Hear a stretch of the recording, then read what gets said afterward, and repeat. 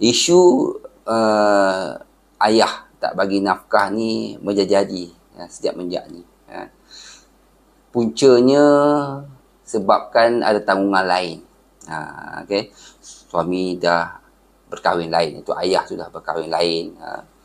Tanggungan hutang, loan, kereta, motor, rumah, bil api, air, esok.